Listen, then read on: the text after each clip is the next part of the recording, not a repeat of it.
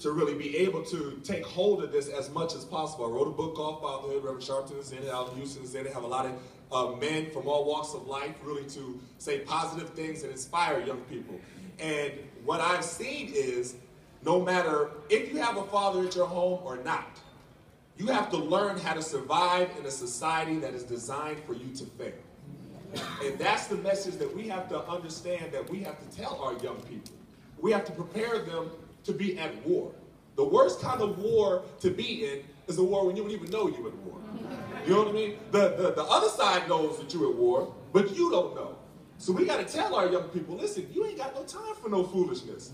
You got to be twice, 3 times as good to get half of what they got. Y'all heard Papa Pope say that, right? Don't act like y'all ain't watched Scandal. Y'all heard when Papa Pope said that. And that is the truth. And our young people have to understand that. Listen, when you get in front of a judge don't care if you don't have no daddy. Judge don't care if you didn't get enough hugs when you was young, or what situation you came from, or if you was doing what you did because you had to try to get some money for your single mother that's working 3 jobs. Judge don't care about none of that. You're not going to get the affluenza. That's not the sentence you're going to get. And we got to tell our young people, listen, it's not a level playing field. And stuff is not fair. And it's not going to be okay. You have to understand, you got to make it okay. If you're going to just sit there and go through life and understand, you're going, and I tell young people this all the time when I'm speaking in different schools, I'm like, listen, look at the school that you're in. Look at the fact that you got 30, 40 kids in the class. And you got brand new metal detectors, but old books. Look at the fact that you ain't got no air conditioning. It's hot in here. You think you go to the suburbs and you see that? They got 13 kids, they got a teacher's aide, everybody get an iPad and they get to have home. But you guess what? You're going to be judged by the same standardized test that they're going to be judged by. And then when you don't have the same grades, they're going to say, see, that's why we can't have affirmative action in schools. Because y'all are inferior. And they're going to support it. So you got to understand, we got to be real with our young people. Whether they got a daddy in their house or not. Whatever situation they come from. I'm so tired of, and I want to say this with all due respect, and I always say this. I'm so tired of church folk turning their nose up at young people because they're not in the perfect package that they want them to be. We don't have time to turn away our young people. We don't, because society is gunning for them. For anything they do, society is setting up different things, different holes for them to fall into, and they're falling into the traps. So a lot of young people, they don't know how unfair it is, how unbalanced it is. But we got to make sure that we tell them.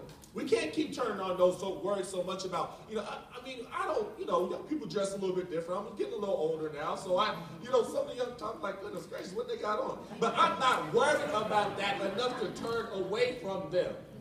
Mark Cuban, the owner of the Dallas Mavericks, said on national TV that if he sees a young black man with a hoodie on, he goes to the other side of the street. That's what he said on national TV. And everybody got upset at first, but really, he was telling the truth, because there's a lot of society that actually feels that way. But we can't do the same thing. There's a saying that it takes a village to raise a child. But what happens when the entire village is afraid of all the children? And that's where we are right now. We are acting like we're afraid of our own children. And we can't do that. We don't have time to do that. And I hate saying it, and it's sad to say, but I see it so much in the church. Young people are leaving the church because they don't feel welcome. And then in turn, because the church people don't welcome them, they're turning them away from Jesus. Because they don't want nothing to do with whatever it is that you got going on. But you know who accepts it with open arms? The gangs. They accept it with open arms. I was blessed to play 11 years in the NBA. It was a blessing. But I could name 25, 30 cats off the top of my head that y'all ain't never heard of that should have been in the NBA way before me. But made bad decisions, bad choices. You know what I mean? Sometimes guys didn't have fathers. Sometimes guys joined gangs. Y'all gotta understand, these kids are not bad kids. The gang becomes their family. The OGs, they're like their father figures. You know what I mean? That's why you see these cats willing to die for a color or something like that, because they're dying, what they feel like is they're dying for their family, for their brothers. Right? So if you see a young man that you turned away from your church because you couldn't stand him sagging, and then he goes over and becomes a Hoover Crip, and then you're going to his funeral, whose fault is that? All right? We talk about my brother's keeper a lot, and we feel removed. We talk about, the federal side and the state side and everything like that, and people are like, okay, well, they're handling it. No, we all have to handle it. We all can be mentors. We all can help. All it takes is for somebody to pull a young person to the side and act like you care about them. You can change an entire young person's entire life. Malcolm X was in prison before he became Malcolm X, right? But he changed. There are so many young, amazing, brilliant minds right now sitting in juvenile detention centers because nobody's taking time to reach out to them. And I don't want to get along with you, so I'm sorry, but this is an important issue, and we can have all the panels that we want to have.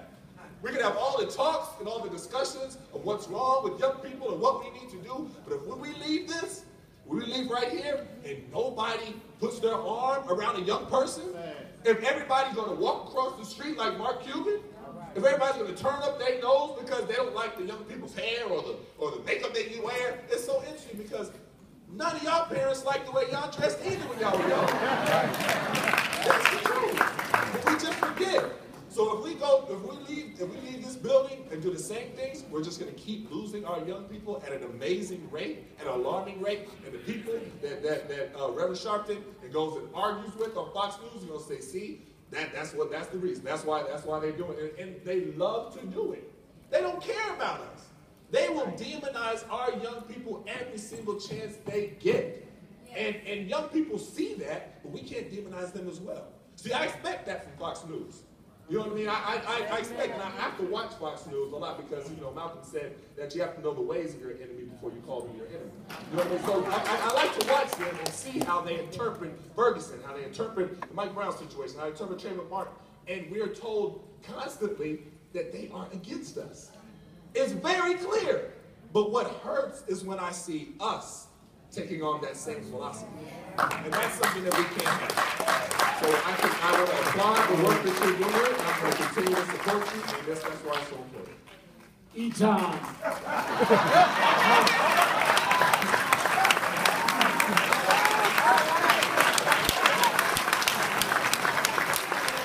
We out of time with this panel, but I want to ask